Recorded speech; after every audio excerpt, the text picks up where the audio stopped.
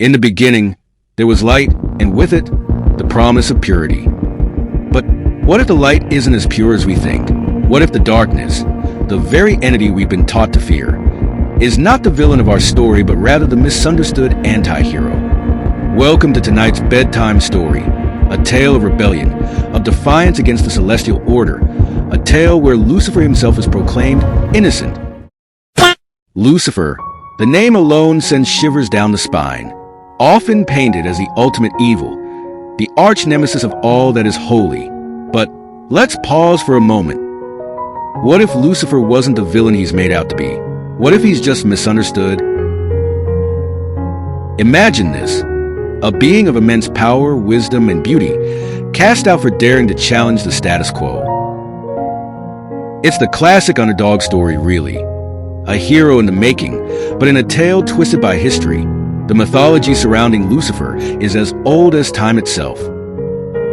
Stories tell of an angel, once the most beautiful in heaven, who fell from grace. But is falling from grace really a fall, or is it a rise?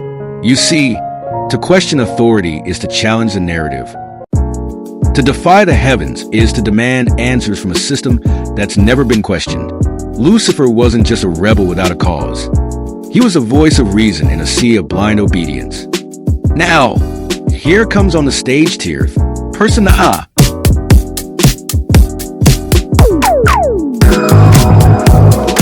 A name you might not have heard of until now, but one that has managed to stir the pot with his book, Lucifer Was Innocent. I have money, I have power, I have fame.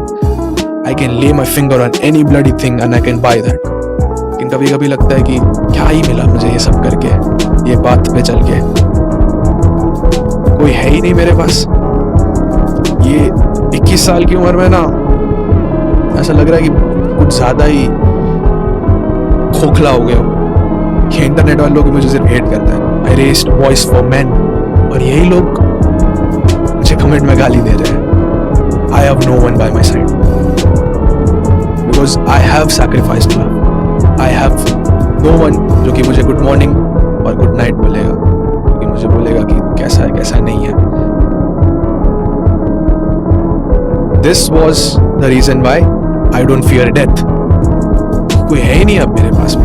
अगर मैं मरूंगा तो मैं अकेला मरूंगा। A title so bold, it could only come from someone looking to flip the script on centuries of belief. But let's be real here. This isn't a revolutionary revelation. It's more like a misguided attempt at sounding edgy.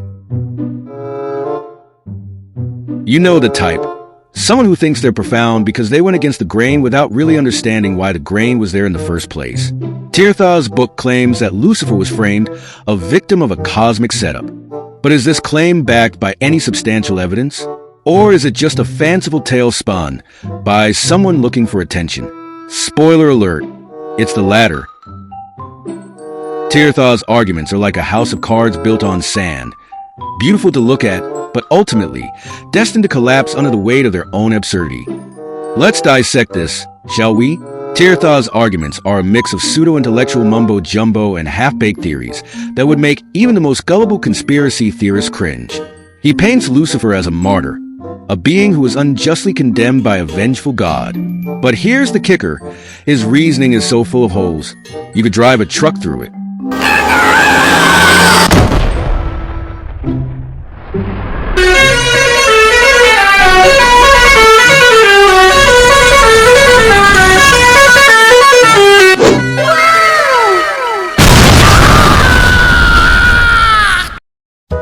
Logic?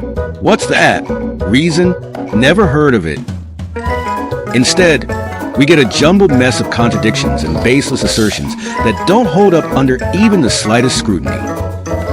Tirth argues that Lucifer's fall was a tragic misunderstanding, a tale of a good guy who was simply in the wrong place at the wrong time.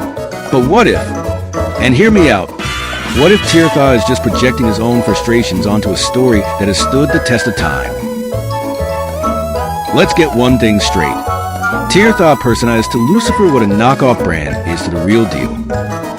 You know, the kind of thing you buy because it's cheaper, but then regret because it's just not the same.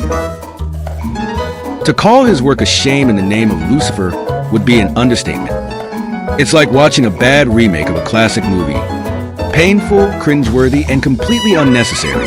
Tirth's portrayal of Lucifer isn't just wrong, it's embarrassing.